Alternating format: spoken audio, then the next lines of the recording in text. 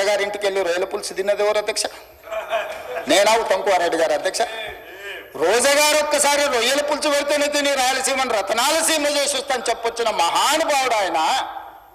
నిన్ను పుట్టినప్పటి నుంచి 71 సంవత్సరం వరకు పెంచి పోషించి నీకు బుక్కడి బువ్వ పెట్టి గుండెల్లో పెట్టి ఆదరించి భుజాల మీద మోసి తెలంగాణ రాష్ట్రానికి ముఖ్యమంత్రిని చేసి 2009లో కరీంనగర్ జిల్లా నుంచి వలస వచ్చి మహబూబ్నగర్కు బతకడానికి వచ్చి ఒక్క ఓటేయని మహాప్రభు అంటే నిన్ను ఎంపీగా గెలిపించి మా గుండెల్లో పెట్టుకొని చూసుకొని మేము పల్లకీలో మోసి పార్లమెంటుకు పంపిస్తే మా గుండెల మీద తంతవా?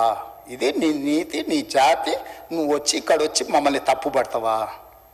రొయ్యల పులుసు తిన్నందుకే అంత విశ్వాసం చూపిస్తావు. ఒక్కసారి రోజమ్మ పెట్టిన రొయ్యల పులుసుకి నిన్ను మోసినందుకు 2009లో నిన్ను పల్లకీలో మోసి పార్లమెంట్లో పంపించినందుకు మా పాలమూరు జిల్లాకి ఏం చేసినావు? పార్లమెంట్లో నోరు లేకపోయినా, పార్లమూరులో ఊరు లేకపోయినా నిన్ను పార్లమెంటు సభ్యుడిగా మేము ఎన్నుకొని నీకు రాజకీయ భిక్ష పెడితే మా పాలమూరు ఎండబెడతావు, మా కల్వకుర్తి ఎడారిగా మారుతుంది, మా భీమా నెట్టంపాడు కోయిల్ సాగర్ మా నారాయణపేట కోడంగల్ లిఫ్ట్ ఇరిగేషన్ని ఎక్కడికక్కడ పడవ పెడతావా?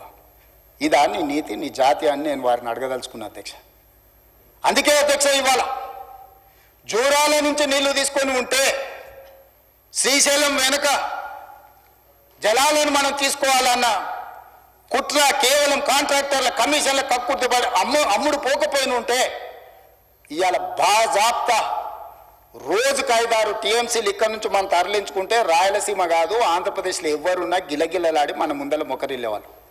ఇవాళ ఆయన వచ్చి నిస్సిగ్గుగా శ్రీశైలం లెఫ్ట్ బ్యాంక్ రావట్లేదు, రైట్ బ్యాంక్లో నీళ్లు పోతూనే ఆంధ్రప్రదేశ్ తీసుకెళ్తుందని సిఆర్పిఎఫ్ బలగాలు ఏ రోజు వచ్చినాయి అధ్యక్ష? మీరు ఉన్నప్పుడు రాలేదా? మీరున్నప్పుడు ఆంధ్రప్రదేశ్ పోలీసులు వచ్చి తెలంగాణ పోలీసులు అక్కడ ఉన్న సిబ్బందిని తన్నిపోలేదా? మీకు అసలు పౌరుషం ఉందా? మీలో చీము రక్తం ఉందా? ఆంధ్రప్రదేశ్ నుంచి పోలీస్ సిబ్బంది వచ్చి తెలంగాణ సిబ్బందిని తన్నిపోతే కూడా సిగ్గు లేకుండా ఫామ్ హౌస్లో పండుకున్న మీరు ముఖ్యమంత్రి, మీరు ప్రభుత్వం ఉన్నప్పుడు సిఆర్పిఎఫ్ బలగాలు తిష్ట వేస్తే నాగార్జున సాగర్ ప్రాజెక్టు మీద మన్ను తిన్న పాముల్లాగా ఉన్న మీరు ఈరోజు మమ్మల్ని తప్పుపట్టి మీరు చేసిన పాపాలు అన్నిటిని మా నెత్తి మీద నెట్టేసి నోరు ఉంది కదా అని వాగి మమ్మల్ని తప్పుపట్టాలనుకుంటున్నారా? ఇదేనా మీ 10 ఏళ్ళ అనుభవం? ఈ అనుభవంతోనేనా మీరు మమ్మల్ని అందరినీ ప్రజల్ని మోసం చేసినట్టు సభలో కూడా సభను తప్పుదోవ పట్టించాలని ఆలోచన చేసేదని నేను అడుగుతున్నా అధ్యక్ష. అందుకే ఈరోజు ఈ ప్రాజెక్టులను పూర్తి చేయాలి యుద్ధ ప్రాతిపదికన. మీరు అప్పులు తప్పులు చేసి ఇక్కడ కొంప ముంచిపోతే కూడా దాన్ని చక్కదిద్దుకుంటూ ఒకటొకటిగా పరిష్కరించుకుంటూ ఆ ప్రాజెక్టులను ఎట్లయినా పూర్తి చేయాలని నిన్న మొన్న సీతారామ సాగర్లో మా తుమ్మల నాగేశ్వరరావు గారు, మా ఉత్తమ్ కుమార్ రెడ్డి గారు, ఆ జిల్లా మంత్రులందరూ కష్టపడి అక్కడ ప్రాజెక్టులను ఒక కొలికి తెచ్చే ప్రయత్నం చేస్తారు.